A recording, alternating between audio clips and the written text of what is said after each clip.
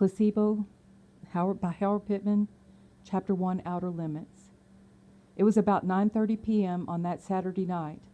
I was on routine patrol duty in one of the outlying districts of the city of New Orleans. It had been an awfully hot August day. I was glad to see the drop in temperature that darkness afforded, even though it was only a few degrees. I saw a car with headlights turned off coming down the middle of the road. It was moving fast and headed straight towards me. My reflexes acting spontaneously, I jammed on both brakes and pulled over to the curbside just as the car sped past.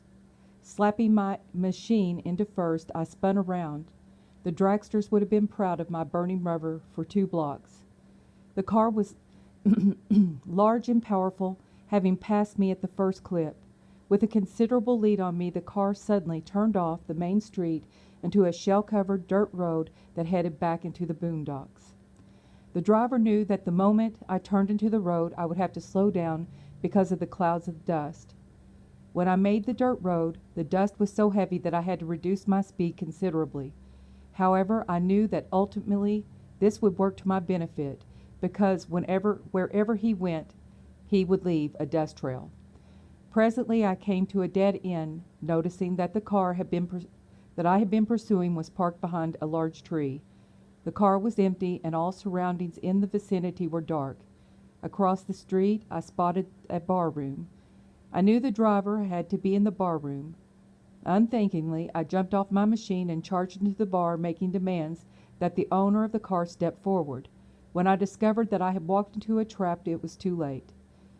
It seemed my visit was anticipated, since upon my entrance about 35 or 40 people jumped me, pinning my arms to my side, causing me to be unable to reach my weapon.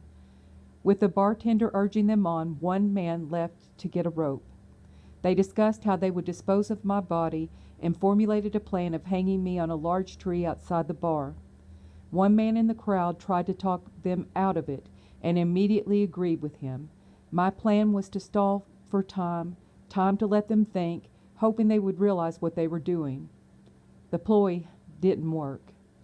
Meanwhile, the bartender continued to prod them. Finally, the man came back with the rope. As they were leading me from the bar room, we had to pass through the front door, which was not very wide. 3 people could pass through the door at the same time. When I entered the bar room, I left my motorcycle with my motor running parked next to the door.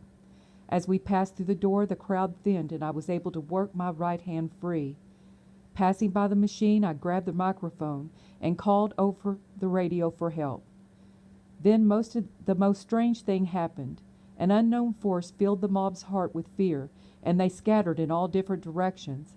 I jumped on my motorcycle and took off just in time to hear the radio dispatcher come back to me with, "Unit calling, change your location. I'm unable to read your signal."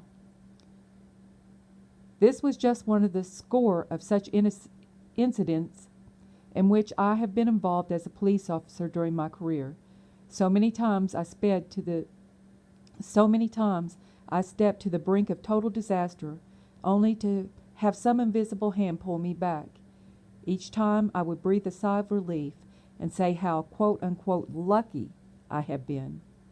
Now as I look back over that long career, I can see with great clarity the hand of God as He moved upon my life to manipulate the circumstances so that I might be here today to deliver this message. And God willing, I'll be back with Chapter 2, Early Days.